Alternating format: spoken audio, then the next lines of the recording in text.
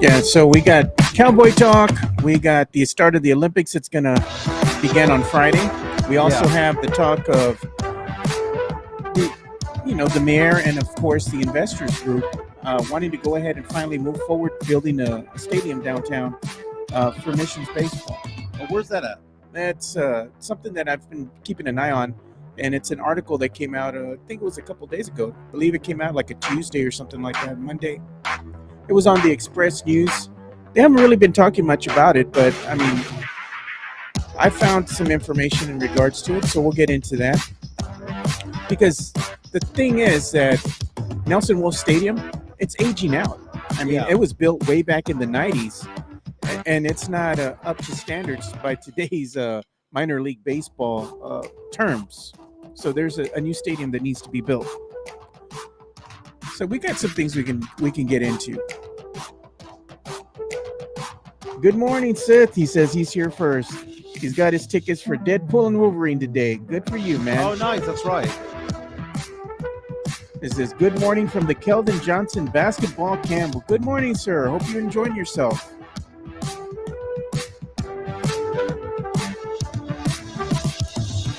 Just letting everybody know again, today is our Friday because both me and Mike, we're going to be busy on Friday. Yep.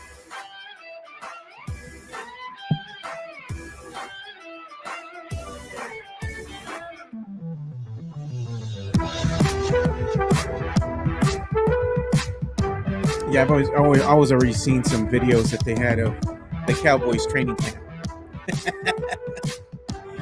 Meanwhile, I believe some other teams had already started their training camp prior. So they're like, the Cowboys are already on day one and everybody else is on day two. Yeah, I think what I heard was if you had an early start to the season, like if you are in the Hall of Fame game, you get to practice early. Welcome to another episode of the Alamo City Sportscast with Mike Jimenez and Joe Garcia.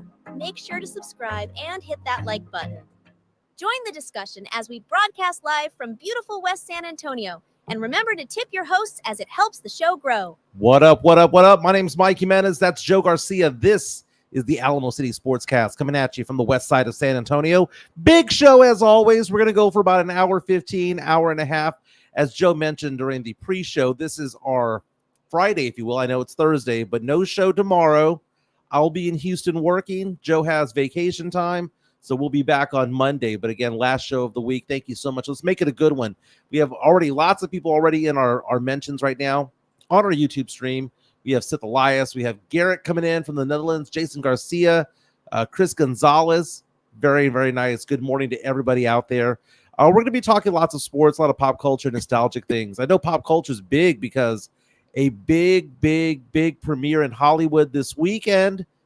I know a lot of people are saying they already got their tickets, right? We've got Deadpool and Wolverine premiering. I guess I'm excited, Joe. I have no problem with Wolverine. I have no problem with Deadpool. It's funny. It is funny, but to be honest with you, a little burned out. Like, I love Deadpool, a little burned out. Well, I'm going to go. Yeah. This is actually the first movie, the first start of something new. Everybody's gotten burned out with the MCU. It's kind of run its course. It's like, this is going to be the start of something different. Now what they're going to start doing with this movie is start introducing you to the X-Men, start introducing you to the mutant universe and bring that in. And that is a welcome sign for fans like me because we want something different. We're tired of the same old. Yeah, I mean, we've seen that right now with the MCU universe where movies come out and they're not performing as big as they had been before. I'm a little bit burned out on Ryan Reynolds.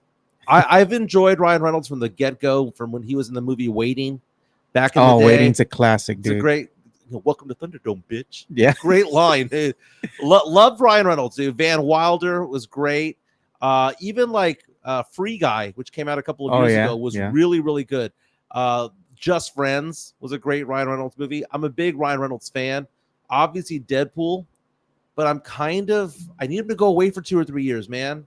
I think that's probably what he has in mind. Maybe he's going to settle down because I believe, isn't his wife pregnant? They're expecting. She's been pregnant for like the last 5 years. Yeah, I mean, she's pregnant. I think now he wants to maybe just enjoy some time with the family. Well, he does that Welcome to Wrexham, that show where he and his friend went and bought a team out there in England. Oh, I saw soccer that. Team. Yeah. It's actually a really good show, and it's interesting how they do that. I like the concept of what they do in European soccer, where in these leagues, if you are one of the bottom feeders of that league, you drop down a level, and those that were the top feeders, the top winners of the year before, move up a level. I like that, dude. I like that idea. Seth Elias says he caught some flack for saying he's never seen Fight Club. You know, Fight Club, one of my 10 favorite movies of all time. I quote Fight Club all What's the time. first rule of Fight Club? You don't talk about Fight Club. What's the second rule of Fight Club? You do not talk about Fight Club. Great movie. You know what? I know we do sports and we do pop culture and stuff. Let's start off with movies today, man. Let's start off with movies. You know, because I know how we say it's Friday and we don't give a damn. Yeah. But it's Thursday and we don't give a damn. Sith Elias, shame on you for not seeing Fight Club. That is a man's movie. That is a man's man movie. Brad Pitt, Edward Norton, the late great Meatloaf as Big Moosey with the big boobs. Yeah, I remember that. Helena Bonham Carter, one of the worst lines ever spoken in that movie, where she says, "I haven't been F like that since grade school." And Brad Pitt just looks at her like, "What the hell did you just say?" Yeah. Great movie. I mean, the fact that that movie was written by a nobody. I think it was like a truck driver who wrote that movie. He had never written anything before. He wrote a book called Fight Club and basically got co-opted into a movie. And it apparently held true to the book. But the idea about anarchy and the fact of materialism and that guys not being men anymore, manly men. Now we see that today in people who say, "Oh, I'm an alpha," but I think what they're saying is that one of the lines in the movie is we're nesters now, because we work in offices for the most part. There are some people who are blue collar, who work with their hands and work in the sun and all that stuff. I get that. Christopher Leha, MCS General Contracting. They do a fantastic job. But more and more guys go into the corporate world. More and more guys are on a computer. More and more guys are doing things that are not quote unquote manly anymore. And it manifests itself in other areas of life. And it talks about how some people are just getting fed up. Yeah. And Fight Club is a great movie. Kind of had a there was a time frame after 9/11 where they stopped showing the movie. Like 2002 to about 2007, 2008. It was like, yeah, we ain't gonna show that. But great movie, man. That's an all-time movie. Edward Norton had himself a time period right there in the late 90s, early 2000s. Yeah, he couldn't miss. Rounders, American History X. There's no better movie out there than American History X. And what else was that movie he came out in with Mark Wahlberg, where he was the villain, The Italian Job? The Italian Job, yeah, yes. That was a good one, too. I mean, his movies were, Primal Fear was so good with Richard Gere. He even did Edward a good Norton. job as a Hulk, dude, way back when. Yeah. Yeah. He's one of those guys where you look at his work, he's along the lines of like a Christian Bale.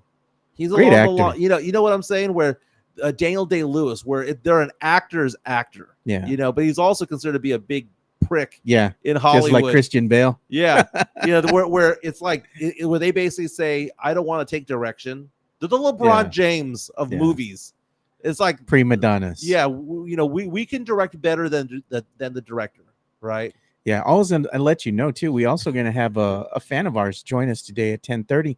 Jason Garcia, all the way from Portland. He's going to be calling in for a segment. Nice. Midtown Texas already coming in saying wearing a Spurs jersey without an undershirt is manly. No, that is cochino.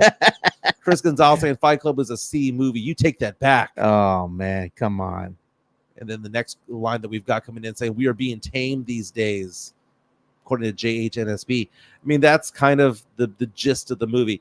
Think about those movies that came out in the late 90s, man. We had some very manly movies come out. I mean, don't get me wrong, we had the dramatic Independence Day, and we had, those movies, those popcorn flicks, anything involving meteors, Deep Impact and stuff like that. But man, we had a run back in the day of Fight Club. We had The Matrix. I mean, there were some really good movies that made you think. Can you consider Fight Club a popcorn flick? Nah, man, that one made you think. The Matrix a popcorn flick. No. They're action flicks, they're summer blockbusters, but they make you think. Yeah, they made you think a lot, dude. Edward Norton, man, what a run he had there. Good morning to Vince Trevino. He's a new face we don't really see a lot here. But Vince, what's going on, my man? to him, Good man. morning. Good Welcome. morning. But again, tonight we have Deadpool and Wolverine coming out. I like his comment here, Vince Trevino. I'm glad I'm free to comment here. I was banned, blocked from the local morning show star. The new morning show producer got his feelings hurt. Oh, Wah, my wah. goodness. You know, I mean, don't get me wrong. You can't be a big ass jerk in this on this stream either, but we're not blocking anybody. We just don't show certain comments from time to time. Exactly, man. Because believe it or not, you know, you probably show what 70% of the comments that come through. I show quite a bit of them. I'd say more than that, probably like 95, 98%. There's just a couple that, we're going to show that. Yeah, that you throw off to the side. But Yeah. no, we have fun over here. It's Friday and we don't give a damn. I kind of, because it's my Friday as well. I know I'm working in Houston tomorrow, but I'm working for a couple of hours, dude. I have a business meeting over you there. got some festivities to go to afterwards. Gonna go to the Astros game. There you go. Gonna do all that stuff. So it's more of a half work, half play. More play than work, to be honest with you. It's a fun work day But for you. because of that, to get me kind of in the mood, I don't normally call for this, my man. You're going to do it? You got to give me the grito. Oh, no.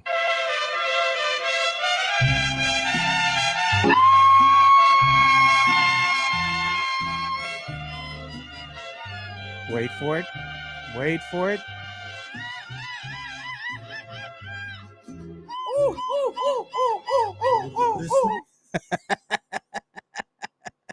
I'm gonna get drunk this weekend, dude. I got a feeling Smashed. I'm gonna be at the Astros game. I'm not gonna be smashed. I'm gonna be feeling good. You know what I'm saying? Going to a speakeasy out there in Houston, meeting up with some friends. It's gonna be a good time, man. It's gonna be a good time. Enjoy yourself, man. That's what it's for. You know, you work hard, you play hard. Now, one thing that's not gonna happen to me is what happened at the Yankees Mets game yesterday. I don't know if you saw this, but there was a fight, a brawl at the game. So again, the Mets beat the Yankees and they swept them in the series. First time in like over a decade that they have swept the Yankees in a series. There we go. But look what happened over there. According to this is TMZ action going on.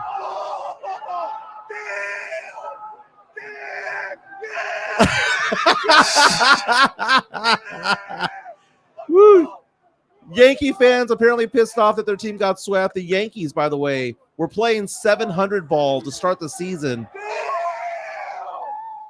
and have had a terrible month. I think the last month, the Yankees right now are like 11-30 the last month and a half. I don't give a damn because I hate them fucking Yankees and I hate Yankees fans. But by the way, the ones on the ground, women, those aren't dudes. Those are women on the bottom.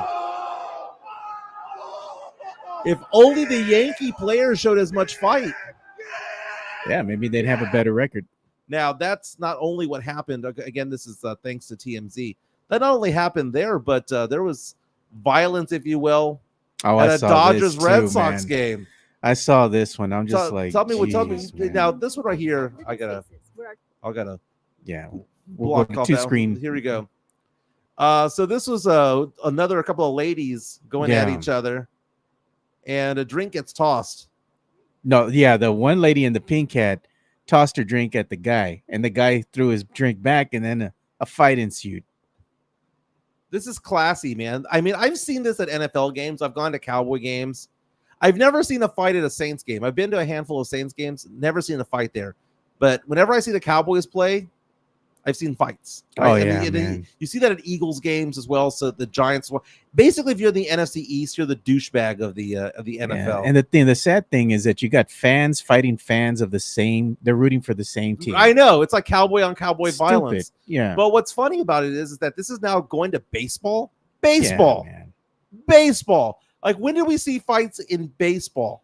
It's the evolution of the douchebag now, because now people are getting very brazen, and with the advent of your cell phone, social media, I'm sure things like this had been happening already, but now it's more out in the public eye because people are getting the videos and putting them out there on social media, and it catches fire. Now, this girl that did this, right?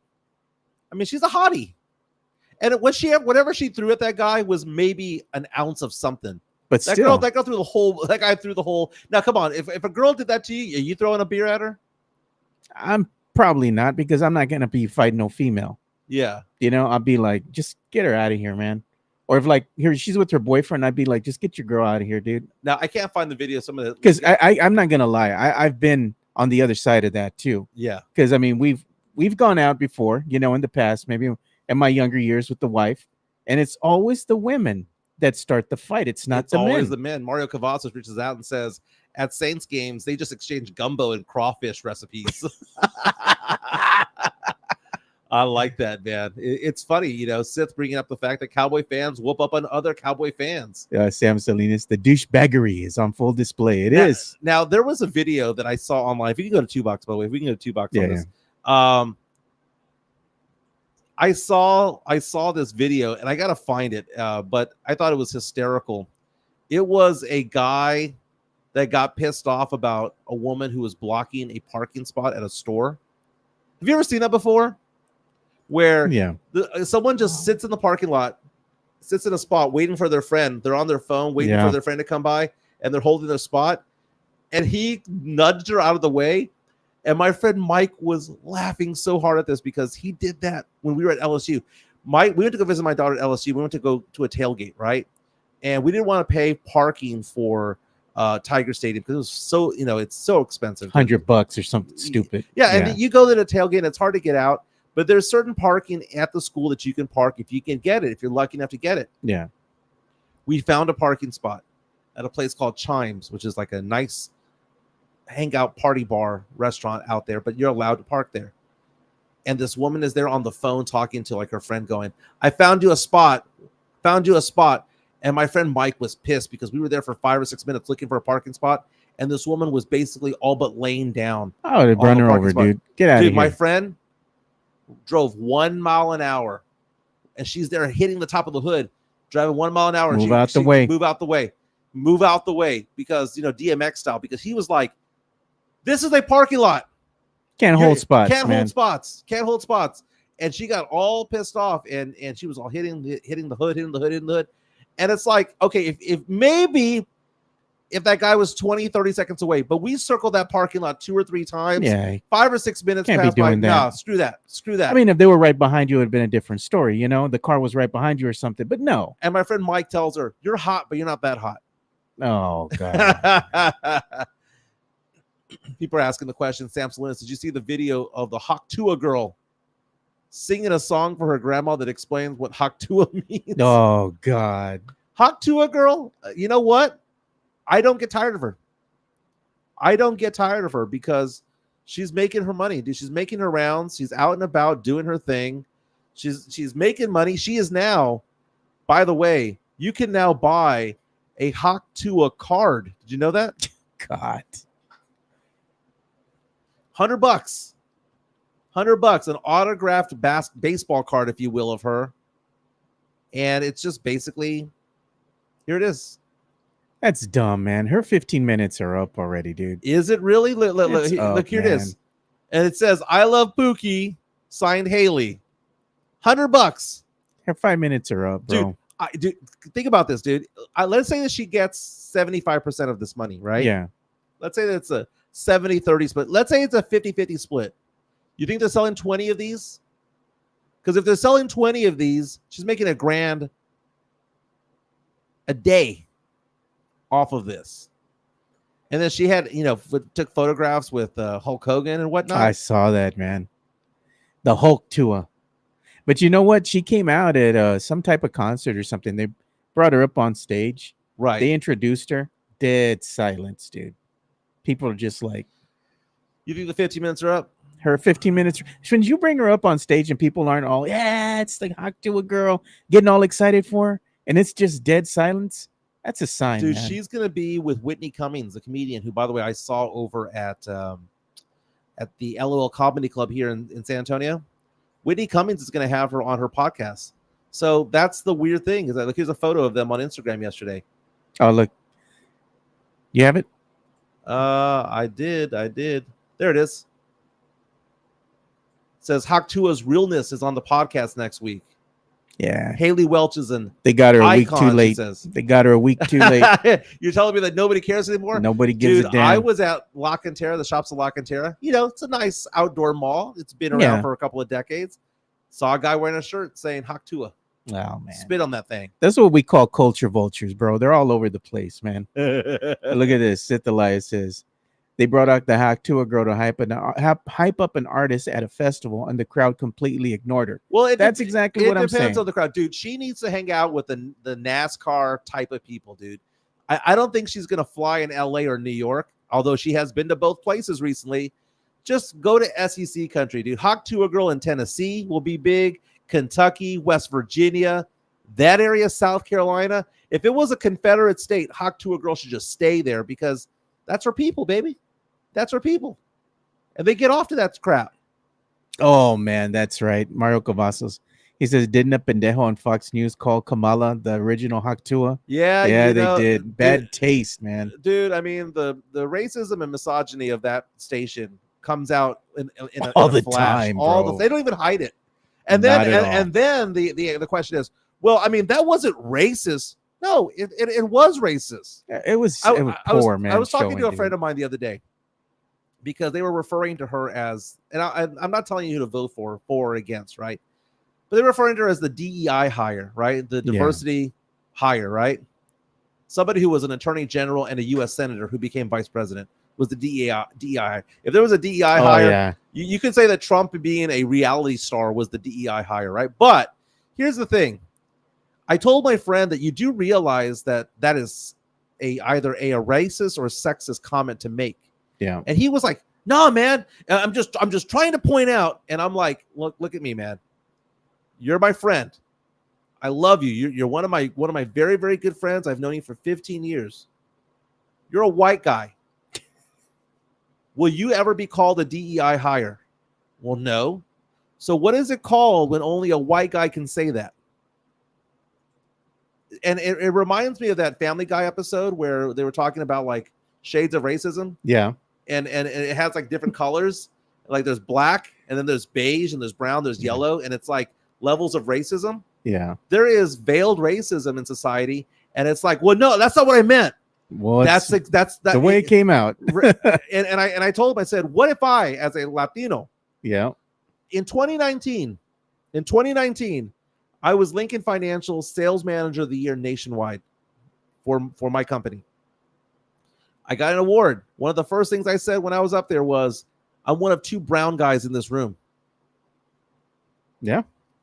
And I just said, you need to hire more Latinos and more African Americans to be doing my role because it's more than just white guys in finance. Yeah. In fact, 90% of the room was white. 90% of the room was men. And I brought that up. And people get mad when I say that. They get offended. And I'm like, dude, I asked my friend this question. Do you believe in the phrase, it's not what you know, it's who you know? That phrase is around for a reason. Yeah. And because of that, if it's who you know that matters in getting a job, then sometimes just getting good grades doesn't make it. If someone called me a DEI hire, someone called my daughter that, I would get so highly offended and pissed off, dude. Like, say that to my face. But you know what? It's all the warriors online, right? They're going to do that on Facebook and do it on Twitter and whatnot. But if they ever did that in person, they would get punched in the face. And you know what? They deserve it because that's racist. Yeah. That is sexist. And that is stupid. Sith Elias just went ahead and retweeted or tweeted at us right now on the X. And he's showing us the video of how he's being introduced. Oh, you can't see that video. Oh, okay. Well, first of all, she named a band that probably no one knew. Yeah, but she gets up on stage, and she's trying to get the crowd hyped, and they have her there on the big screen and whatnot, and everybody's she's just not like, an entertainer. She's not an entertainer. She's got a great personality, though, man. And she shouldn't be offended by. No one cares anymore. That's what I'm saying. Like, nobody cares. But she will live in infamy, though. They're like, it's a Haktua girl. So, interesting point of view. Let's talk football, man. NFL training camp is underway today. All teams have reported. So the Cowboys are in. I was telling you that certain teams that are playing early, like the Houston Texans in the Hall of Fame game and stuff like that, they came out a little bit early. The Cowboys out there, I found it interesting. I found a bunch of articles over the past week or so, and I haven't brought this up, but former Cowboys star Charles Haley, former Cowboys Super Bowl champion,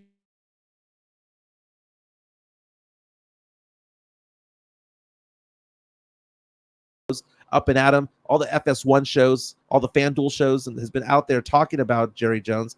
has been highly critical of him, saying, you do realize that this is all his fault, right? Where the Cowboys are is his fault.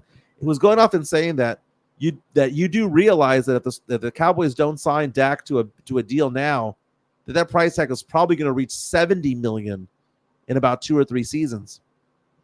Went off, and I saw an interview yesterday with another NFL exec who was talking about CeeDee Lamb and how the Cowboys, what they're probably going to do, and if this happens, dude, I'm going to be so angry on behalf of CeeDee Lamb. They don't sign him, right? They tell him, get your ass back onto the field, and they franchise tag him, and they franchise tag him again. We talk about the fact that he's a free agent at the end of this year. BS. They will franchise his ass 2 seasons.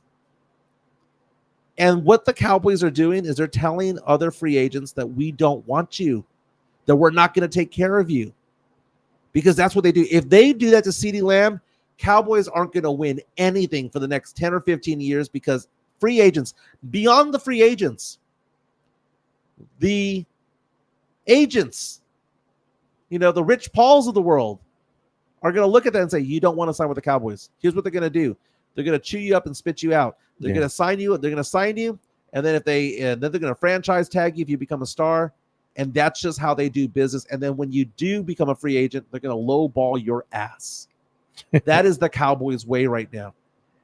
Jerry playing hardball, man. Jerry, it would be cheaper if he just paid now, man. Right. Why are you waiting? Charles Haley brought up the point. Again, former Cowboy great Charles Haley coming out and saying, how does Jerry Jones not realize when the bill was due? He's a dumbass. He does this. He keeps doing this because this is the way that businessmen work, right? They wait to the last damn minute to finally pay out. Mm-hmm. It's kind of like it's a power trip with them, It's like, I'm holding all the cards. I'll pay you when I'm ready. And the Cowboys will say, well, we pay you based on performance, right? We're not going to pay you based on your projections, but your performance. And I guess to some extent that makes sense. But then when they do perform, they don't sign them. Dak Prescott, for all the bad things you can say about Dak Prescott, at the end of the day, has on his resume that he was the runner-up for MVP last year. And no deal. So I'm taking a look right now on CBS Sports that by position, what it costs to franchise tag somebody. The franchise tag for wide receiver right now is $21.8 million. So typically it's the average of a certain number of spots. It used to be the top 5 spots, right? So if you want to franchise tag a quarterback, for example, you have to pay them $38 million. If you want to franchise tag a running back, you got to pay them just under 12. Yeah, an X amount of dollars. But wide receiver comes in at $21.8 million. So Jerry Jones might be looking at this and going, why would I pay CeeDee Lamb $35 million a year? This is the Jerry Jones perspective here. Why would I pay him $35 million a year, which is what Justin Jefferson got, when I could just pay him $21 million this next season, and then pay him $22 million the season after that? Why not just do that instead? And I understand where Jerry Jones is coming from this, right? Because you take a look at it, 35-35, that's 70 compared to 22-22, that's 44. Save $26 million. But what does that do when it comes to free agency? What that does is that it says to other stars out there that you're going to be treated the same way. Yeah, so I do have our guest that's going to be joining us right now. First segment here, it's going to be our good friend and fan of the show, Jason Garcia. Jason Garcia coming in from the Pacific Northwest. What's going on, my man? Morning, everybody. How y'all doing today? Dude, we're doing good. We're getting excited about the NFL offseason, which is no longer an offseason. I mean, it's now, camp is in session. Cowboys in Oxnard, California. The Houston Texans are over there in Houston. We're talking about how the Cowboys are being criticized by now their former players. Charles Haley coming out saying that Jerry Jones doesn't know how to manage the cap, that he should just trade Dak if you're not going to pay him, just trade him. Coming out and saying that, free agents might not want to go to the Cowboys because if they treat CeeDee Lamb the way that they may be treating him now, if they don't extend him out there, if they're going to be, if the intention is to just franchise tag his ass a couple of times, that it sends a bad message. What are your thoughts on Jerry Jones, Stephen Jones, and how they're running the team right now? I'm a Seahawks fan, and I don't give a damn about that team one bit. Well, that's not what I asked. No, that's not what I asked. That's not what I asked. So what do you think about the Cowboys as far as what how they handle business these days. Because I'm glad that you're not a Cowboy fan. Yeah, I'm glad because I'm not either. I'm glad you can give a perspective from the outside looking in, because there are a lot of Cowboy fans, like a lot of Spurs fans are in Pop We Trust, right? From a Cowboy fan perspective, they have a certain way of looking at it, but from the outside looking in, you're looking at it from an opposing point of view. If that franchise wants to be successful, Jerry Jones has to step down. His son has to step up and just be the owner. That it. Hire a president who hires a general manager who hires a coaching staff. And it was a shit show when McCarthy came in, because what do you have? You had both Joneses right on the side. Most NFL teams, when they introduce their head coach, it's just the head coach and all the press is going at him. That's a perfect example. If Jones can step down and the Jones family can just be seen and not heard, maybe that franchise will have more Super Bowl wins. Narcissists do what narcissists do, man. That's Jerry Jones. Jerry Jones. That's Jerry Jones. Over on the other side, the Houston Texans are arguably one of the 3 or 4 best teams in the AFC. They have a difficult schedule coming up ahead, but I look at it right now. There's talks about how there's already fighting going on in camp right now. There was a big fight yesterday at the Houston Texans camp involving several players. Their first big fight. We saw that Travis Kelce got in a scrumble with the Chiefs team because one of his receivers got decked by a defensive end, and the receiver got upset, threw the football, and at the player that hit him, and then Kelce gets in the mix. They're all pushing and shoving, scrapping it up. Man. Do you like that, Jason? Do you like seeing your teams get fired up and start fighting each other? Because is that just part of it all, or is that just a sign of like immaturity or a sign that maybe they're not on the same page? I like to see that, but make it a scrum, not an actual fighting or throwing punches.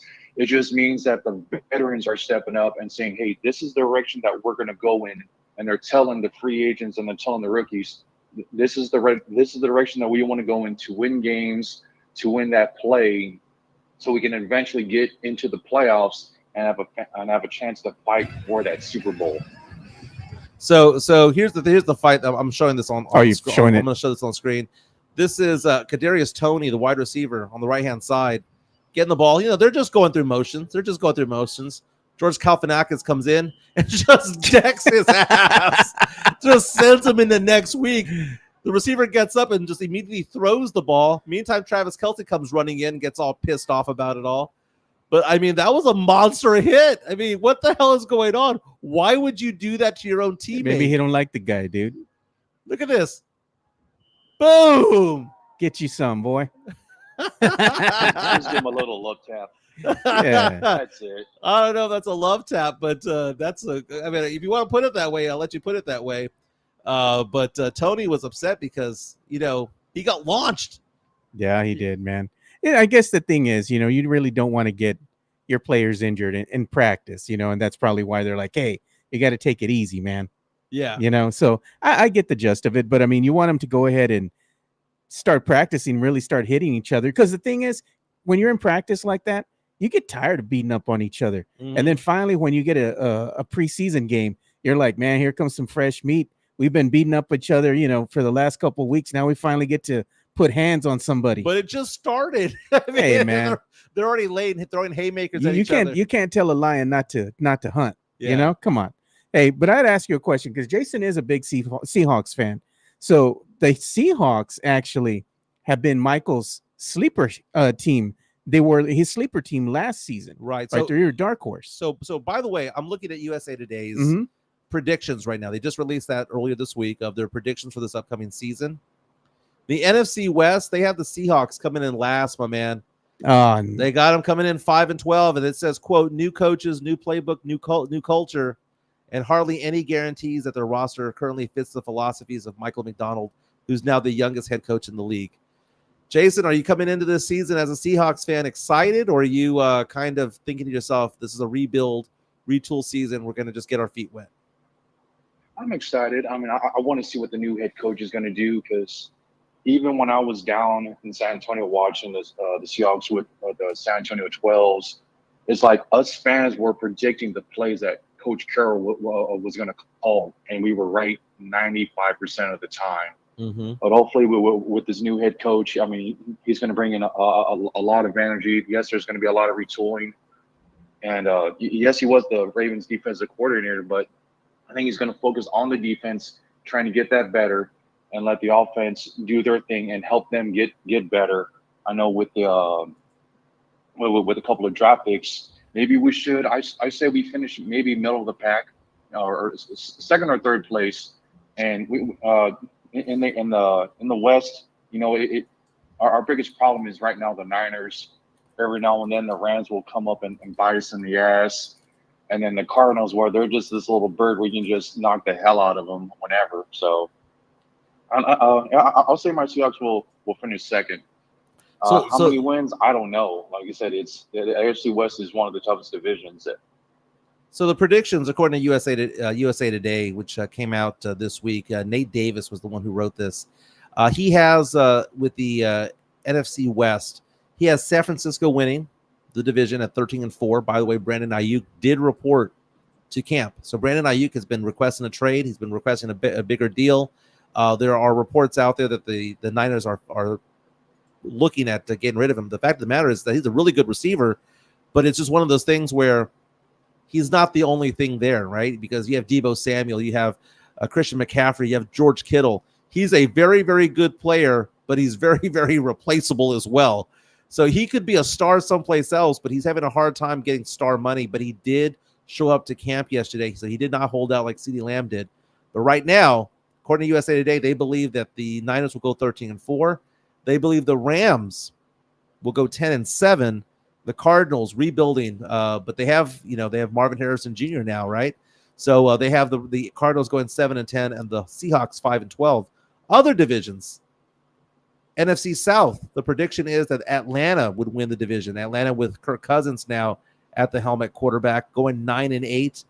They have the Saints going 8-9, the Buccaneers going 8-9, and they have the Carolina going 4-13. So they believe that 9 wins will get you there. Last season, the Saints did get 9 wins, right? Yeah, they did. So it's one of those teams that's going to take a leap. I don't know which one it is. If you're going to say that it's the Saints, I'll believe you. If you're going to tell me that it's going to be the Buccaneers, I believe you, because I like Baker Mayfield. Hey, man, he's been balling out there with the Buccaneers. Baker Mayfield, and he makes like $30 million a year, so it's not like he's making 60. They like him. They buy into him. When you go to the NFC North, which I think is going to be a fascinating division, let's talk about the NFC North, Jason. You have the battle on the top between the Packers and Lions. Packers, who beat the Cowboys in the playoffs last year. The Lions, who, I mean, they were a feisty team, man. They fought hard for their head coach. They have the Packers going 13-4, the Lions 11-6. They have the Bears bouncing back from being a scrub team to a 9-8 team. And then they have the Vikings going 5-12, no longer with their quarterback. What are your thoughts on the NFC North, my man? I think there's going to be 2 battles going on there. You got Chicago and Minnesota going to be fighting for the bottom of the barrel, see who's going to want that higher draft pick. But then you got Detroit and Green Bay. Detroit wants to get back to the AFC or NFC Championship game, and Green Bay, they want to build on what they did on that massacre up in Arlington. So I think that'll be one of the interesting divisions to see. But I think it's going to be a coin toss between the Packers and the Lions to see who actually will win that division. And maybe even one of those other 2 teams will come out as a wild card. This is the time of the year where you look at these teams and you think to yourself, my God, I forgot that player moved to this team. Josh Jacobs, who was a star running back for the Raiders for many seasons, is now over with Green Bay. So they had a pretty decent running game to begin with. Now you give Jordan Love a stud running back out there who can, we're talking about a Josh Jacobs who can smell the end zone. We talk about how Zeke Elliott back in the day, I don't trust him for a 5-yard gain, but I can trust him for a 6-inch gain, right? I can trust him for a half-yard gain. The Packers have retooled. They've gotten better. Jordan Love is making that leap. Jordan Love going to be getting paid as well. So I'm excited about that. The Lions, though, Amon-Ra St. Brown, when you take a look at head coach Dan Campbell and what they do, Jared Goff, he doesn't mess up. Jared Goff is not going to will you to a victory. He just won't mess up. He won't get in the way. He's a very, very good managing quarterback. The Bears, though, man, talk about a team that retooled.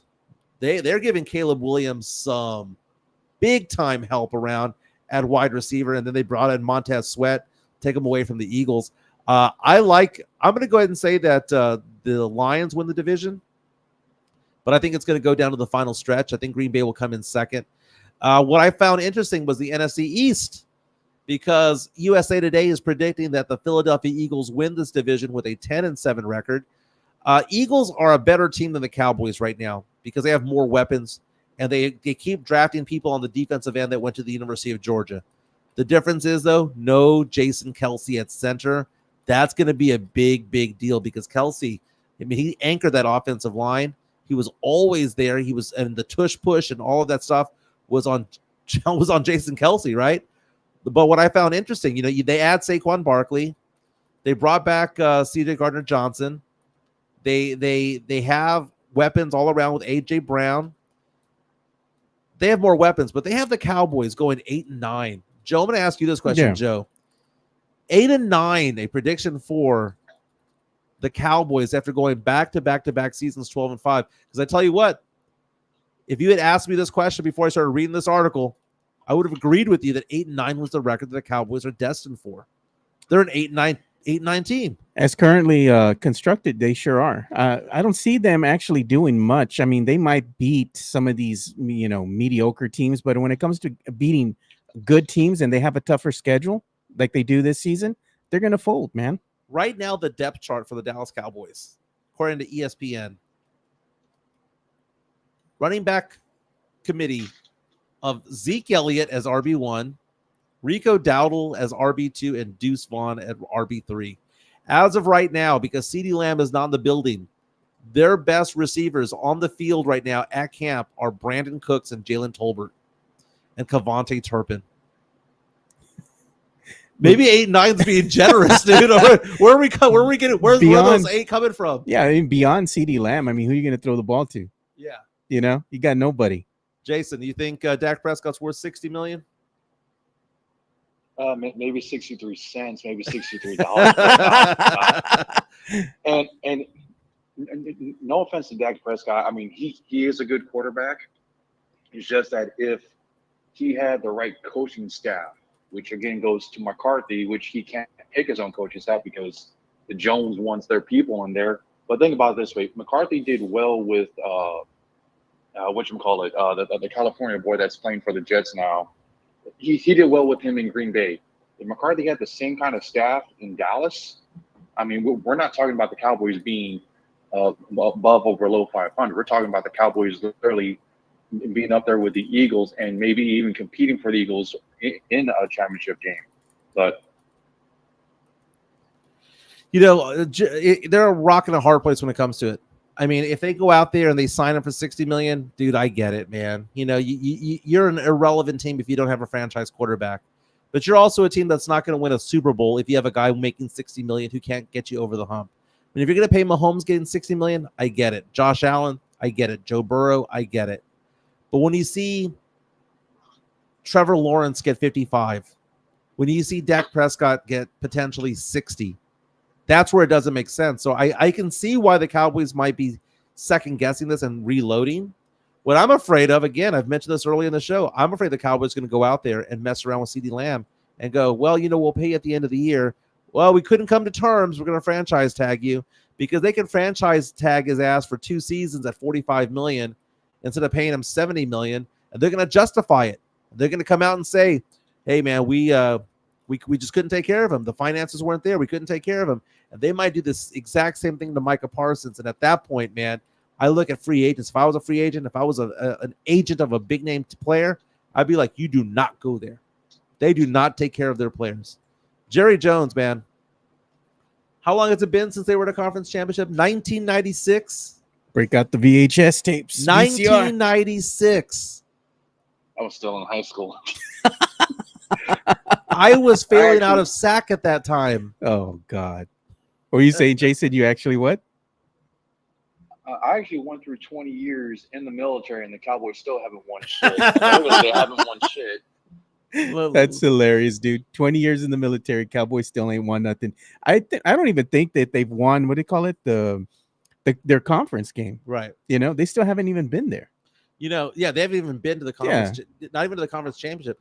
Let's see what's happened in my life. I graduated high school, went to college, became a TV news reporter for a number of years, for 8 years.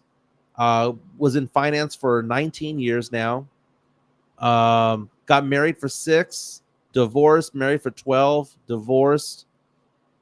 And the Cowboys still haven't made the conference championship. That's a lot of stuff, man, that happened to you in 20 years. I know. And a lot of times people are like, oh, yeah, well, the Niners haven't won since before then. But the Niners have been to the Super Bowl. The Niners have been to conference championship games. At least they've been relevant in the playoffs. Cowboy fans are getting very, very, very picky when it comes to all that. Yeah, I'm jumping ship, man. I'm making the lateral movement here.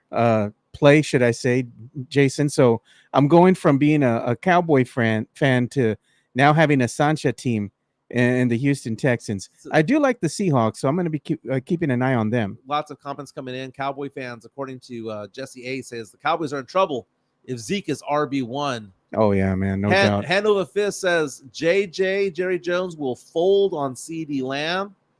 $35 million, baby. That's the price tag. Little Max says no quarterback is worth $60 million. I think Patrick Mahomes is. Maybe Patrick Mahomes. So we're talking about Sancha teams, and Jason, that you've heard us mention this phrase before. Sancha team is another team. I make the rules. It has to be a different conference, right? So do you have a Sancha team as a Seahawks fan on the AFC side of the ball, AFC side of the league that you cheer for? I really don't have a Sancha team. I just if my Seahawks get knocked out of the playoffs, or if they don't make the playoffs, and I'll just watch to see who is playing, and then I just root for the underdog. Last season, I was rooting for the Texans. I was hoping that, of course, that when they demolished Cleveland, I was hoping that they would give Baltimore a run, but they didn't. So it all depends on how the teams are doing. I got to get because I wanted to ask you a question. So we're talking NFL. One thing that I want to ask you about is when you're out and about, and you're watching your NFL games, what other team are you keeping an eye on other than just the Seahawks? Well, obviously, I want to watch the division teams. I want to make sure that how are they playing? What division teams are we going to be playing next? Is it the Cardinals, Rams, Niners? See how they're playing, and then also just check on the other teams and see how they're doing. Just the opponents that are on the Seahawks schedule. Are we going to have are we going to have a good game against them, or are we going to have a bad game? Was it last season when we ran into Pittsburgh in Seattle? Pittsburgh was just running all over us. That big yellow bus just kept going over us, and we were getting treads all over our defense. And Pittsburgh at that time, they were picking up steam trying to make the playoffs.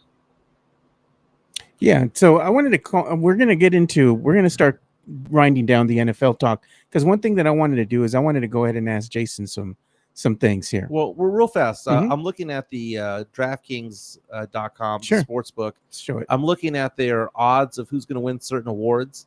Caleb Williams at plus 135 for Offensive Rookie of the Year. Jaden Daniels is 5.5 to 1 odds. Marvin Harrison Jr. 6.5 to 1 odds. His receiver now Jaden Daniels is now with the Washington Commanders. It's going to be their starting quarterback. Marvin Harrison Jr. stud receiver, Arizona Cardinals. J.J. McCarthy, though, of the Minnesota Vikings, taking over for Kirk Cousins. If he goes out there and does start at 16 to 1, I think that's kind of tasty, man. 16 to 1, not bad.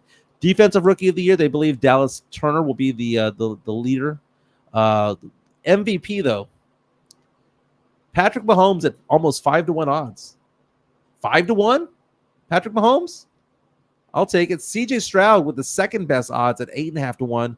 Josh Allen at 9. Joe Burrow at 9, but Burrow's been getting hurt. Jordan Love at 14 to 1 odds. Tasty. Jalen Hurts at 15 to 1. Lamar Jackson at 15. Lamar Jackson's won the award twice, if I'm not mistaken. At 15 to 1 odds. Aaron Rodgers back with the Jets. 16 to 1 odds. Brock Purdy, 16 to 1. And the 10th best odds in the NFL this year, Dak Prescott at 17 to 1 odds. He was runner-up last year. Defensive Player of the Year, Micah Parsons is expected to go second yet again, back-to-back-to-back years. Right, he and TJ Watt are at 5.5 to 1 odds. Max Crosby at 7-1, Nick Bosa at 7-1, and Myles Garrett at 8-1. So you want to get into other talk? What do you want to get into? Yeah, so Jason here, he's a big Spurs fan, like, the rest of us here in San Antonio. So one of the things I'm going to ask you, Jason, or get your take on before we go ahead and bring your segment here to an end is, what's your expectation for the Spurs this year, seeing that they've added CP3 and Harrison Barnes to the starting five now? I'm really excited about this season because, as you mentioned, the two veteran players that the Spurs have picked up. I was shocked when they said that they traded for CP3, and then all of a sudden, like a few days later, we got Harrison Barnes, which I believe Harrison Barnes will actually get the young players off the bench more involved and have their heads right in the game. I'm going to say they're going to win at least 32 games this season, and I'm expecting them to be their losses to be closer. Have those nail biters. They might have a blowout or two, okay, because they got to rest some players. But I believe that these two veterans, and hopefully the Spurs can pick up a third veteran, maybe to bring him in before the season starts or right before a training camp, and it's to see how well this team can gel. And I mean, you never know. Maybe like a quick 10-game win streak, and next thing you know, the Spurs are, as you said, Joe, they're fighting for this the playing tournament this season, and then maybe next season when they get better, they'll be actually fighting for an actual playoff spot, sixth, 7th, or 5th. Yeah, it's going to be an exciting season regardless, right? Because we don't know what's going to happen. I mean, I talked to Jeff Garcia from Locked On Spurs about this. I'm like, you can make any argument that you want about the Spurs. You can make the argument that the Spurs are just simply running it back. You can make the argument that the Spurs are going to get better because they have Chris Paul in the building and they have Harrison Barnes in the building. You can make the argument that Wemby's going to make the leap. This is going to be the first season in a long time as a Spurs fan where I don't know what's going to happen. Yeah. Like, I legitimately have no clue. And what happens at the end of the season if there's an injury? Do the Spurs tank for Cooper Flagg? Is that going to happen? What happens with the Atlanta pick? This is an exciting, I've been joking around like we're going to be all excited. We're all going to be like, oh man, we feel so bad for Trae Young if Trae Young goes down with an injury, right? Because they have nothing behind Trae Young. Yeah. They have nothing behind him. Trae Young goes down, suddenly that pick looks tastier and tastier by the day. That's Jason Garcia. Dude, also a big-time soccer fan, man. San Antonio FC. SAFC. Crocketeers, all of that back in the day, man. Thank you so much for introducing me to that, Jason. That's amazing.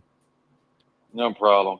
All right, Jason, we'll go ahead and let you go. I'll be in contact with you so we can possibly talk about SAFC, but more importantly, what's going on with the supporters group right now and SAFC. So we'll bring you on next time so we can talk about that because that's a juicy subject right there, Jason. That's what I'm talking about.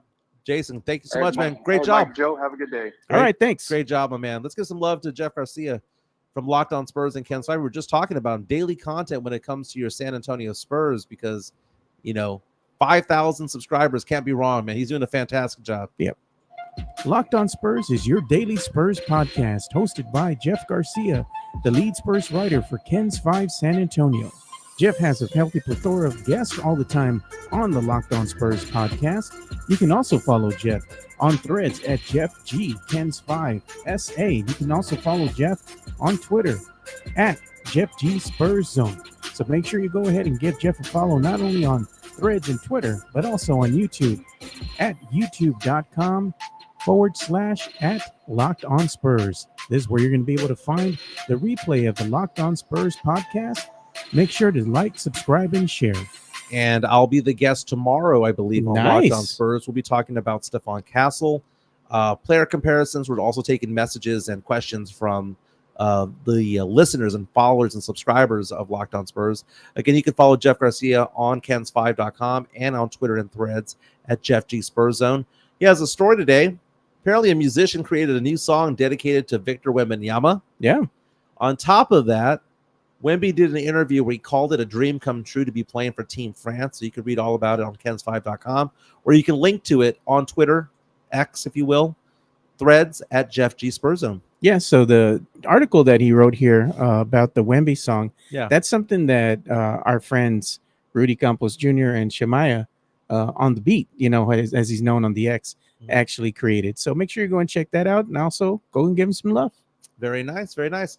This is the first time I've been able to do this. You guys come to me for sports, pop culture, and nostalgia. For the first time, I've been given authorization by my firm to be able to speak about what I do. Okay, so here's the thing, man.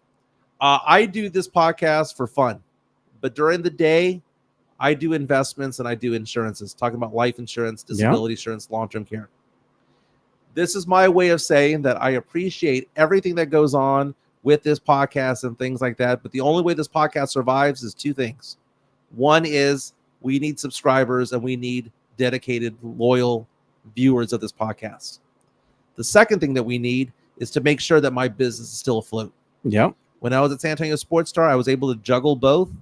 Doing the podcast, I'm able to juggle both as well. But know that I'm a financial guy. I talk money.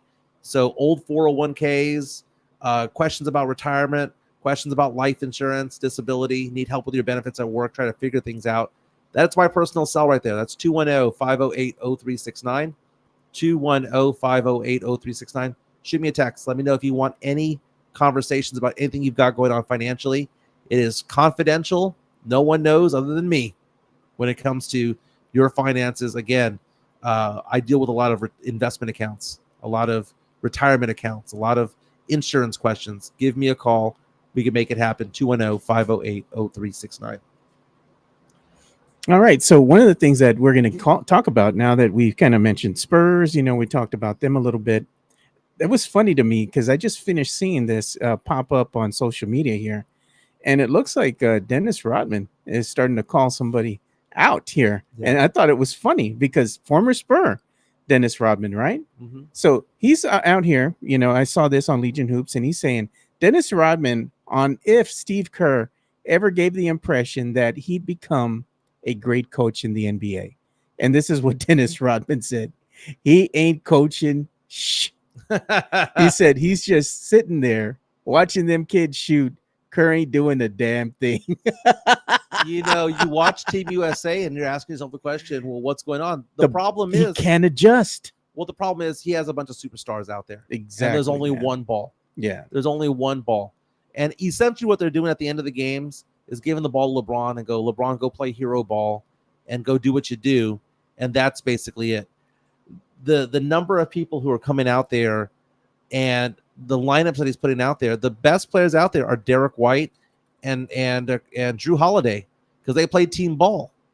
But Booker and Anthony Davis and all of these guys are so inconsistent, and they're playing FIBA rules.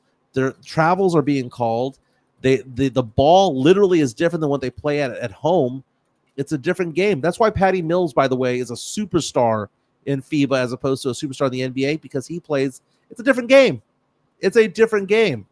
It may as well be the difference between tennis and paddleball, tennis and pickleball, right? Because it's the same but different.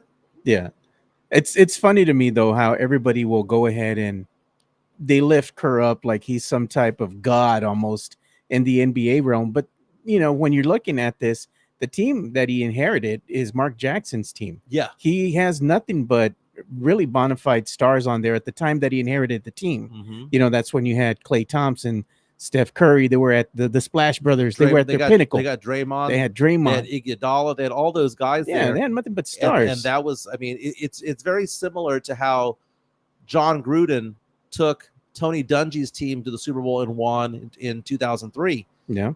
2003, 2004, because that wasn't his team. Exactly. He took it over the top. People are asking the question about my financial firm. Hand over fist asking the question, what's the name of the firm? Stuff like that. Sam Salinas saying you won't be disappointed. Don't tip your hat. But the thing about it is that I can't say the name of the firm. Yeah. That's the rules, is that you call me, I can tell you the name. You text me, 210-508-0369. Can't say it on air. The rules are I cannot give advice over the air.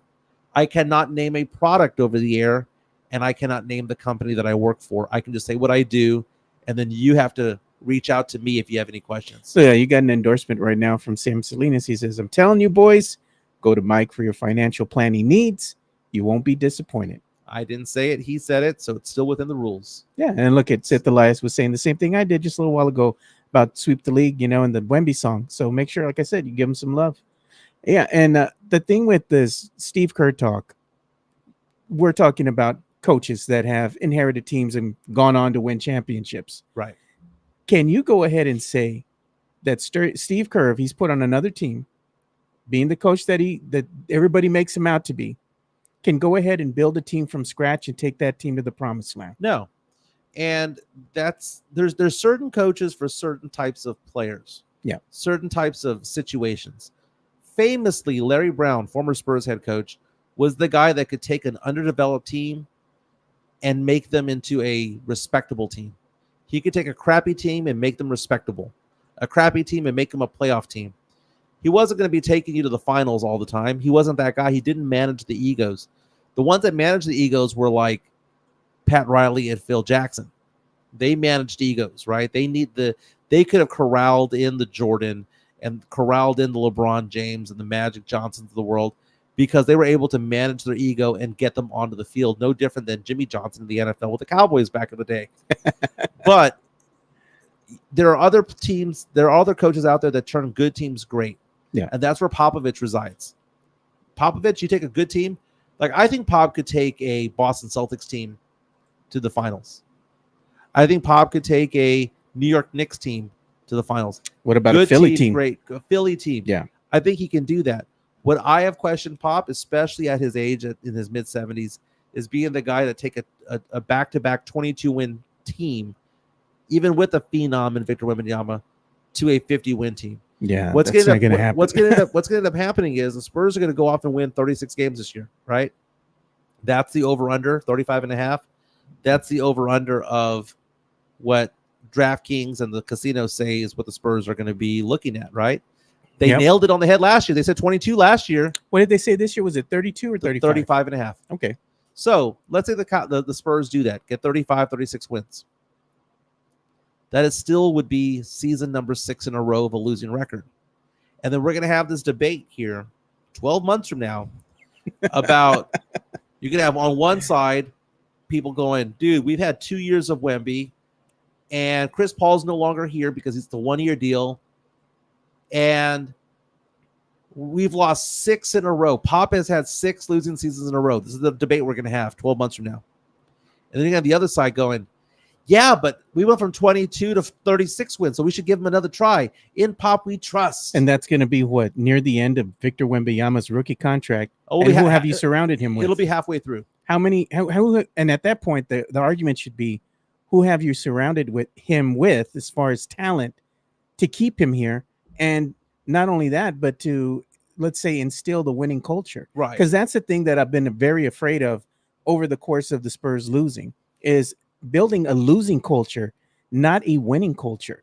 Because it's one thing to win, but I mean, one thing to lose, but to lose in the fashion that they've been losing. Right. And the hope that the Spurs gave was, with Vassell out and Sohan out towards the end of the year, suddenly the Spurs caught fire with Mamu out there on the court.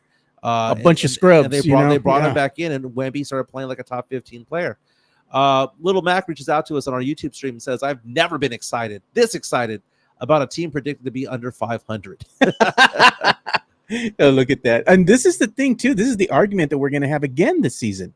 Just like JHNSB. We need to tank again, to be honest, because of the draft and the class of or the caliber, should I say, of player that's going to be in this coming draft. Exactly. Sam Salinas reached out and says, any progress that the Spurs make this year will be despite Pop. Alonzo says Mike is Pop's number 1 hater. Dude, I love Pop. I love Pop. It's just the time has come and gone. Father Time is undefeated not only as a player, but athlete. also as a coach. Father Time is undefeated. And Father Time has beaten Pop's ass the last couple of years. Oh, how many years do you think he's got in him? Sohan playing point guard last year, him grabbing the mic and telling people to shut up and not boo Kawhi. Dude, the signs are there. Yeah. Okay. Like the signs are there that Joe Biden probably shouldn't be president anymore. We're there. We're seeing that right now with Pop, dude. It is what it is. You watched the presidential address last night? Oh, dude, he was a deer in headlights the first 3 seconds. And they're like, Oh, go, Mike. go, talk. And he's just like, my fellow Americans. So, it's interesting. I saw an article yesterday about how we talk about the parallels between the Spurs and the New England Patriots. True enough. Brady, Duncan, Belichick. Pop. Yeah. Bill Belichick is not a head coach. He's young enough to be a head coach. He's young enough to be banging that 20-something-year-old, right? Yeah. 6-time Super Bowl champion. Going to be a first ballot Hall of Famer. Why isn't he coaching? The thing is that he's been offered positions with other teams, but San Francisco came doesn't out. wanna take San Francisco came out and said, we offered him the defensive coordinator position. didn't want it. Didn't want it. Okay, so now we know that at least he had one job offer. I think he's had more. But think about, but not as a head coach. No, not as a head coach. That's the thing. He might have been offered an up, a front office type of position, but he was never offered a head coaching position. So think about that. So when people tell me all the time, well, if Pop was to leave, there'd be another NBA team that would just snatch him up and swoop him up. Would there be? Because the parallels Bill Belichick, and last I saw, he has a microphone on. He's announcing. He's doing commentary. He's doing podcasts, for crying out loud. The time has come, dude. Just is what it is. Mitch Johnson, just take the keys, man. Mitch Johnson should be the Kamala Harris of it all, right? Look at this one, Jesse A. Maybe this is the deal breaker with a lot of teams not wanting to give him a head coaching position. Bill wants too much control. Everyone's not comfortable with that. Right. I mean, Pop was also head coach and GM for at a point in time. I know. I like a lot of times people are like, "Well, Pop didn't draft him. Pop is not the GM anymore. Pop is not this. Pop is not that." Like he doesn't have a say. Like it's all a group effort over there. Yeah, that's why they say Pop and the front office, right? Because they bring it to him too, and he has a say in it. Jesse A. bring up the fact that Nick Saban's doing college football game day. Why isn't he coaching? Again, just because you are a great head coach and you're a Hall of Famer, Nick Saban may look like a young man for the most part. He's in his 70s. He is, man. He's up there. Saban gets out, no one wants him. Belichick gets out, no one wants him to be head coach. If Pop left the Spurs, nobody would want him. Yes, he's on the Mount Rushmore of the greatest head coaches of all time, but no one wants a 75-year-old coach. No one wants a 76-year-old coach. I asked the question about how many teams would actually have Julian Champagny at starter last year, and we're the only team because all 29 other teams wouldn't have started him, right? Yeah. Half the teams wouldn't even have had him on the team. How many coaches would say, yeah, I'd rather have Pop as my head coach? None. I mean, the Spurs say, you know what? We're going to go ahead and let you go, Coach Pop. And you don't think another team's going to come call it? No other coach would come. No other team would come calling. Get him on a 2-year deal? No other team would do it. Again, and people come at me, Jimenez, that's just ageism. No, it is just actuality, dude. The TLC said it best. They sang it best in the 90s. That is actual and that is factual. And look at you know what's actual and factual? I saw this just now on the X. Oh, I saw that this morning. Tim Duncan would be in everybody's top 3 if he played for the Lakers. Duncan was better than Kobe, and it's not even close. It sounds like you wrote this. No doubt. Yeah, that's my your burner account. Imagine if Duncan had gotten that 6th ring. Imagine if he had been a Laker. Well, right. But I think even that 6th ring to match Michael, because it would have been even more amazing for to get 6 impactful. Because back when Jordan played, there wasn't 30 teams. There were fewer teams. True enough. Right? Fewer teams. On top of that, there were, Duncan having to do that against international players. Yeah. There weren't international players. What, Zarko Paspai for the Spurs in 88? That was like our introduction to international players. He was from Euro players. He was from Yugoslavia, which is a country that doesn't exist anymore. I mean, think about that. If we had won in 2013, if Pop had put Duncan's butt into the lineup, sorry, I shouldn't say that. If he had just inserted Duncan into the lineup when Ray Allen hit that 3, why was Duncan, who was one of the greatest defenders of all time, like what, he got all defensive teams like 15 times? He wasn't in the game. If he would have put Tim Duncan in there, he could have possibly changed the future of that game, or the trajectory and the Spurs' future, because I guarantee you Tim Duncan would have put his hands up and he would have either got a partial block or he would have blocked that ball entirely. Game over. He would have been in better position for a rebound, or even if he was just guarding the inbounds pass, Yeah. it would have gone someplace else. Wouldn't have gone to Ray Allen. And the reason that Ray was able to knock down that shot, he was shooting over the undersized Tony Parker. And beyond that, a lot of people are like, well, then 2014 would have happened. What do you mean? They could have been their opportunity to have a back-to-back. That's exactly it, because 2014, they were by far the best team. And were they motivated to bounce back? And Absolutely. of course they were. But just talent-wise, they were the best team in the NBA anyway. A beautiful game. The idea that, oh, well, if Ray Allen had just missed that shot, we would have had, Danny Green be the MVP of the series, the finals MVP, that in 2014 would have happened. That makes no sense. Here's to the me. bigger question that I think Spurs fans should be asking themselves. If Coach Pop wasn't coaching this team in 2013 and 2014, do you think this San Antonio Spurs team would have still made the still made the NBA Finals, vying for a championship? Right. Who's to say, right? And those are the unquestionable things. But going back to this thing from Kobe and Duncan, if Kobe played for the Spurs and Duncan played for the Lakers and they had the same accolades, Duncan would by far be considered the greater player simply because he wore purple and gold. Yeah. And I talk about that with Derek Jeter. Derek Jeter is a Hall of Famer. Is he an all-time great? Yes, he is. But the pantheon that he's out on right now is so much higher than what it should be, and it's simply because he wore pinstripes. I like this comment by Little Mac. Ray Allen's shot literally ripped my heart out. It wasn't just you, bro. It was me too. There are two things in sports, two games in sports where my heart was ripped out.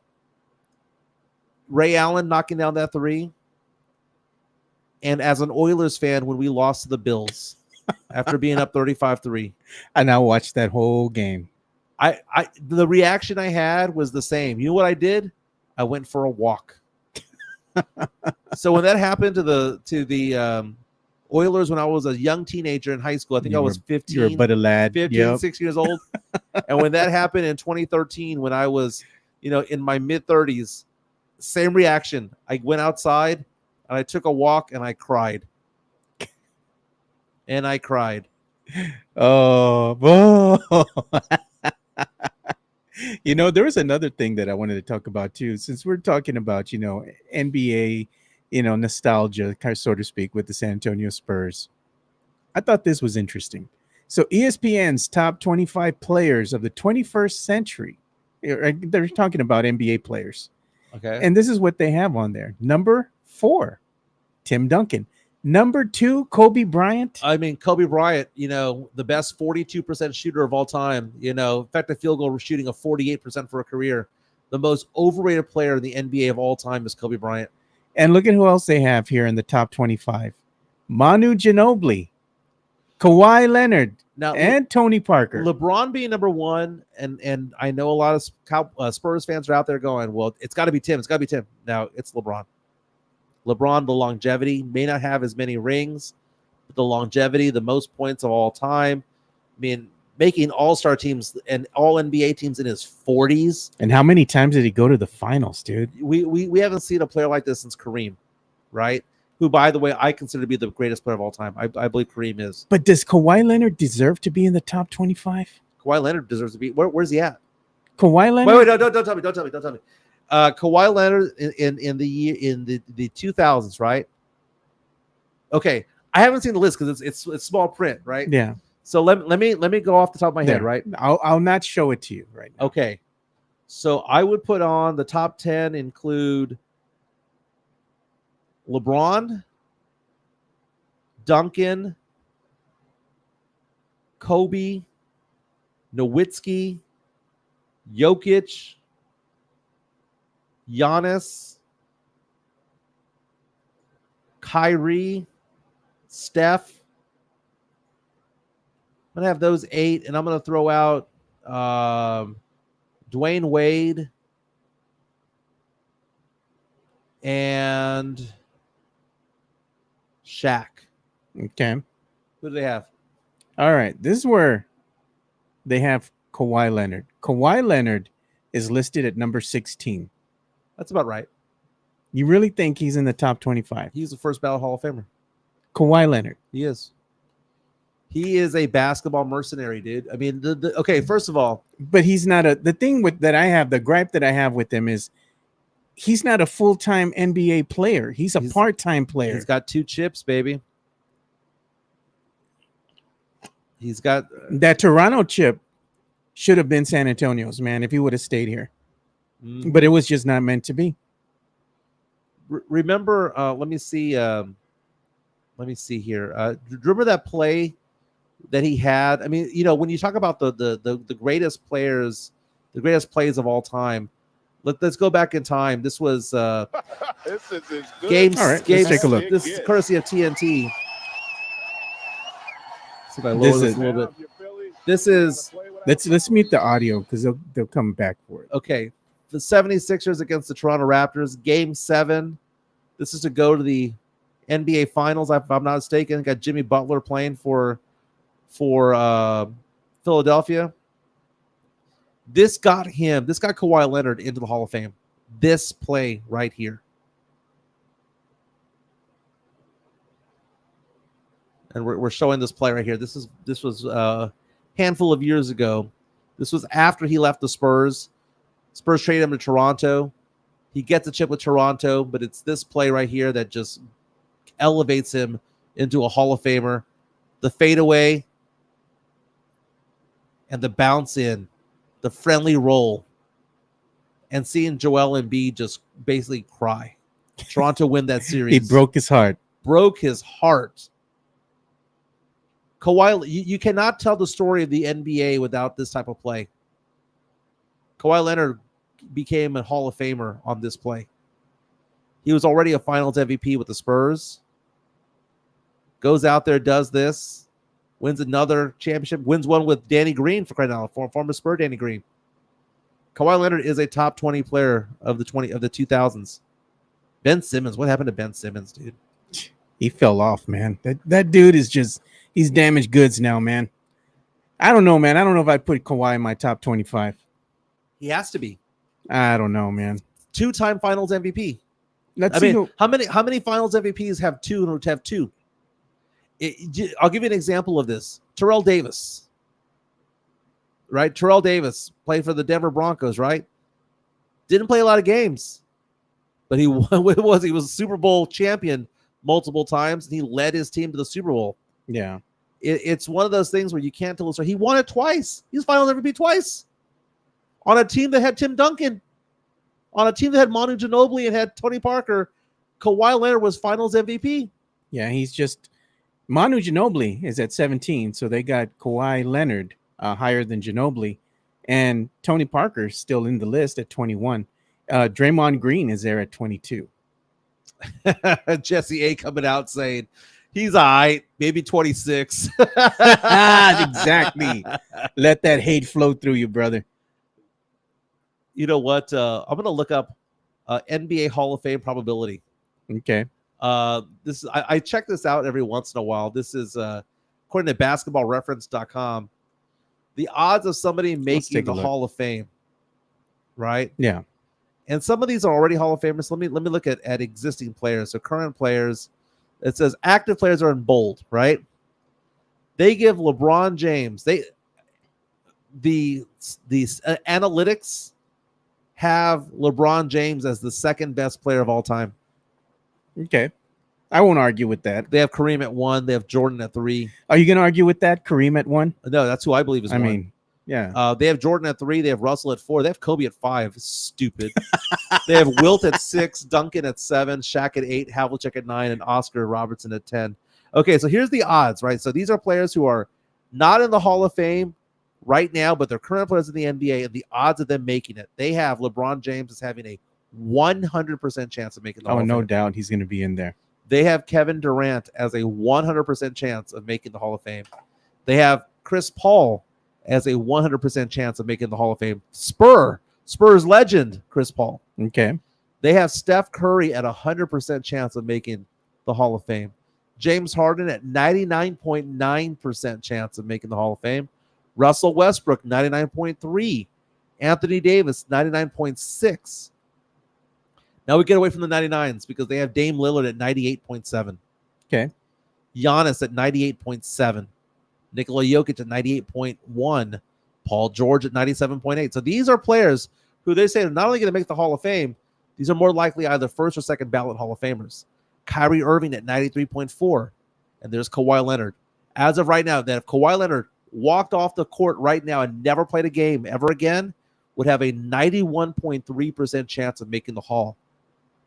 That's a lot of players that they believe that are existing Hall of Famers. Well, it's the Basketball Hall of Fame, Right. not the NBA Hall of Fame. Kyle Lowry, 85.7% chance. Wow.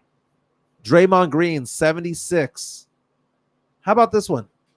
Let's get some names out here that are The obscure. maybe not obscure, but can you believe that they have Kevin Love and Jimmy Butler ahead of Klay Thompson? What? That's crazy, dude. Jimmy Butler and Klay Thompson, 73%. Jimmy Butler and Kevin Love, 73%. Klay Thompson at 70%. Joel Embiid at 66% chance.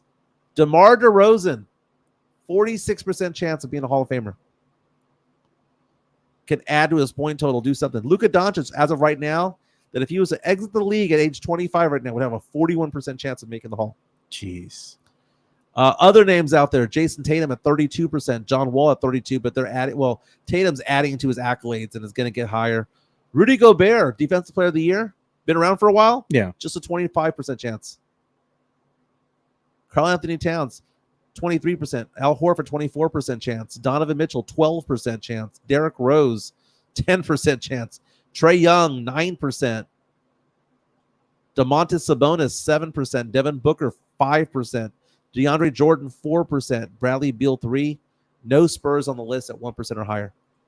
Yeah. And we got some comments coming in. Look at this is funny. They have JHNSB says Paul George in the Hall of Fame. Laugh out loud. And then look, Little Mac says, am I the only one who has a hard time putting Draymond in the Hall of Fame? Because he cost his team 2 chips, man. But he got a handful of championships, but he also cost them 2. The one with LeBron James when he ran off the bench and LeBron James brought the team back with Kyrie Irving. So think about that. The basketballreference.com has 19 players right now with a 66% chance or greater of making the Hall of Fame existing in the NBA right now. Look at this. Kawhi Leonard at 91%. This is another good comment here from Sam Salinas. He goes, okay, I'll give you this. LeBron might be a better player than Kobe, but I'm taking Kobe every day as the leader of my team. Mentality monster. Kobe had it.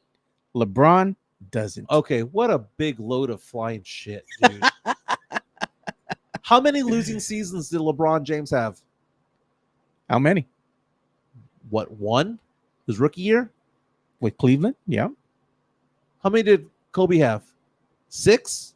Well, after Shaq left. After Shaq left, Kobe ended his career the way Pop is ending his career. Just losing record after losing record after losing record. It's like people forget about that. That when Shaq left and Pau Gasol left, he played on teams that were just absolute crap. Yeah, they were pretty garbage. And he was the star of that team. LeBron didn't have losing records other than his rookie season. And he was rookie of the year. Kobe was not the same type of player at the end of his career as he was when he first started. And he was riddled with injury. I mean, it happens, you know? Kobe won chips without Shaq. Yeah. Yeah. He won him with Paul. Won him with Paul. Paul Gasol was a top 10 player. Lamar Odom. I mean, he had good players. Kobe didn't win chips by himself. No team has chips that they win by themselves. Michael Jordan was not winning without Dennis Rodman, without Scottie Pippen, and without the heroics of Steve Kerr. You know, Tim wasn't winning five rings without Robert Horry carrying the team in 2005 either. Oh, yeah. Without Kawhi in 2013. Look at this. This is one thing I was going to talk about, man, with Tim Gonzalez, too. He says, Mike, are you excited about NBA back on NBC? Oh, John, I am. John Tesh's music is back. Dun, dun, dun, dun, dun, dun, dun, dun. Yep. If you ever see the story of John Tesh on a talk show years ago talking about it, how he was on vacation. This is how musicians work. Musicians and comedians are different, man. When they hear something, it's like boom, lightning strikes. Or they think of a funny joke, they have to write it down. Yeah. And he had an image, he had a rhythm in his a tune in his mind. And this was back in the 80s when you had, you didn't have No voice phones recorders or nothing. Yeah. So he decided that he was going to call his answering machine. Remember back in the day? Yeah. Hey, this is Michael. Leave me a message. Yeah. Beep. He called his own answering machine, and he has a copy of it where he goes, Hey, John, it's me, yourself. I'm calling you from vacation. Keep this in mind. Dun dun dun dun dun dun dun dun dun dun dun dun dun dun dun dun. Dun, dun, dun, dun, dun, dun, dun, dun, and he was like, okay, good, I'm gonna go back to the beach. It was in his mind, and he had to like let it out. He gets back home and he plays back the tape that he sang to himself, and that's how you got that whole jingle, that 80s and 90s jingle. Hey man, that who jingle, by the way was also at Entertainment Tonight. Remember, he was for many years. Yeah, before Maria Menounos, there was John Tesh. But you know what? He made more money being a musician that he never did being the face of Entertainment Tonight. But I gotta say, man, that jingle right there, that's a goated jingle right there. That's the goat. That's the goat. And it's funny because a lot of people are Star Wars fans. Yeah. What's that guy's name? John Williams. Is that the composer? I could be wrong. Yeah, no, it's John Williams from Star Wars. Yeah. So John Williams has these very epic things. I think he even did the one for Jaws too. For Jaws and maybe Indiana Jones. It basically, if it was a Steven Spielberg movie, he was all over it, right? Or if it was Lucasfilms. You see that now in the NFL. The NFL on Fox. Yeah. You have dun dun dun dun boom boom boom boom boom boom boom. Do they keep orchestras paid? It's great music, man. Yeah, it is. And it probably goes back in time to Bugs Bunny with a Figaro. Oh yeah. But that's such a great jingle that it's kind of ingrained in history in the minds of all of us, because when we have visions of watching the NBA on NBC, we love that intro and that music. It just sold it. It just paired so well together. And they teased that yesterday. NBC did, as it was announced that NBC, along with Amazon and ESPN, have been awarded the contract to show the NBA games next season in 2025. So arguably, what that tells everybody is that this is the last run for the NBA on TNT. Yep. So Ernie, Shaq, Kenny the Jet, Charles, they're done after this season. It's over. I liked the show. I liked it, but it ran its course. It's over now, dude. This is it. Yeah, and another show that's going to be going off the air apparently by August of next year. So not August of this year, but August of next year, 2025. Not PTI. What's it called? What it comes on after part of the Tony Reality's show. Which one is that one? He's the host of Around the Horn. Oh, they're gonna finally, mercifully, bring it to its end. Yeah, if you want to show, I got some photos of Around the Horn. Around the Horn with Tony Reali has been on for over 20 years, and there were reports yesterday that the show is going to be taken off the air before the beginning of the college football season next year. What I liked about Tony Reali, this is this photo right here. On Ash Wednesday, he would be one of the few personalities on the media who would wear the ashes on his forehead. It's a photo of him right there doing that. I believe he has a special needs kid, if I'm not mistaken, or a kid that had some really bad health issues. I'm a big fan of Tony Reali. The show ran its course, though. It used to have really good hosts, really good people on there. You had Woody Page back in the day, Jamel Hill, Michael Scott, and all those guys. It was great. Tim Cowlishaw, those back in the day. Bomani Jones was amazing. Yeah, this was way back in the day, though. Yeah, I watch it now, and it's like, who are these people? Yeah, they're just rolling people out there. I mean, it's like, I don't know why they have it there, why it's lasted so long. I mean, they mercifully should have put an end to it, I think 2-3 years ago. Yeah, it was past its time, but it was the concept show, though, of you have 30 seconds to make a take. But the problem, not the problem, but the interesting thing about it is that we talk about how we don't like all these hot takes. That's where they started. Well, that's a Stephen A. Smith, Skip Bayless, Shay type of thing. Around the Horn was very cerebral. It was very cerebral what they were doing. JHSB asking the question, remember Sports Nation? What a great show. I remember that. Sports Nation was, man. Michelle Beadle was legendary on that show. Amazing. Trying to figure out, I mean, Around the Horn, it's just ran its time, reportedly signing off in 2025. New York Post was the one who wrote the article about it. This is the one that I read. It says the end could be near for Around the Horn, that they've only given a commitment to the 2025 football season. I'm sure it's probably a budget cut. I'm going to go ahead and assume that. Look at Mario Cavazos. I've been waiting for American Idol to end the past 10 years, but we're still here. They actually effectively ended that show on Fox. Yeah. And then they went ahead and brought it back ABC. up on ABC. Yeah, they're like, let's trot out Lionel Richie and God, Katy Perry and Keith Urban. She's leaving already. She's left. I think this was it for her. So I'm just like, oh, and Tim was asking me if I watched the AEW event, Blood and Guts. I watched it. It was it was all right. It was a Marbach right. All right. Let's give some love to MCS General Contracting. Yeah, let's do that. Diamond Heart Concrete. MCS General Contracting, more than 30 years of combined experience in concrete placement. They are the best in the business. Honest pricing, high quality work. They get going on house foundations, driveways, concrete patio decks. If you want to extend the deck, extend the driveway. If you're a business and you need to put together a slab, a parking lot, or other concrete placement services or sidewalks, reach out to MCS General Contracting at 210-774-9155. They're confident in their skills, so give Chris Leha over at MCS General Contracting a call at 210-774-9155. And thank you for being a sponsor of this show. That Diamond Heart Concrete, baby. I am also a customer as well, man. So I go over there. They did my sidewalk on the side of the house. Fantastic job. It's holding up. It's looking good. They did a fantastic job in and out in 2 or 3 days. No more mud on the side of the house now. No more mud, dude. It was bad. I know. It was bad. I was embarrassed. I remember you telling me, he's like, dude, every time it rains on that side of the house, now it's beautiful. All the water just pools off and goes where it needs to. Mario Cavazos is asking, do we have any leads of where the party is going to be? I'm thinking that the party is going to be maybe as early as next weekend. Yeah, probably next weekend. We got some places, dude. I actually have one that I'm going to show you. Okay. Yeah. Again, not only sponsored by MCS General Contract, but also sponsored by me. Give me a call because I'm going to have to be heading to work. And what am I doing?